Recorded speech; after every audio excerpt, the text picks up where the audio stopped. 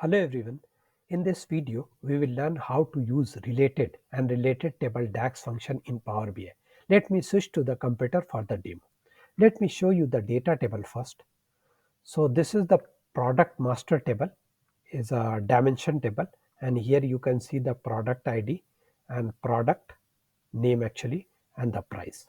The another table is the order quantity, and here you can see the product ID and quantity ordered and order date. And now let me show you the relationship. The relationship between the product master and order quantity is one to many on the product ID. So if you are using a related function or related table function, the relationship is also required. Otherwise, it will not work.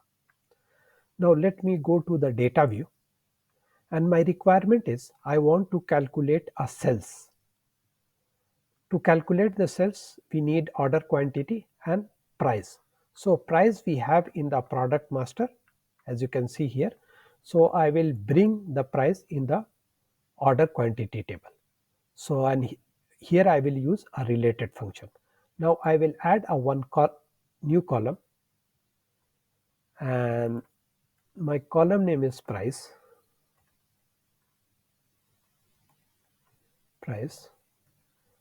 And here I will use a function related, and if you can see first parameter, it is asking a column name. So I will say product master and price. We are done. So we want to bring the price here. So related function and the column name. Once I will accept this, you can see the price of the product according to product ID. Now I can easily calculate total sales or sales. So here I will say sales and quantity multiply by price. So sales is also calculated. Now I will go to the product master table, and in the product master I want here the total sales amount against each product. So here I will use a related table. I will add a new column, and here I will say total sales,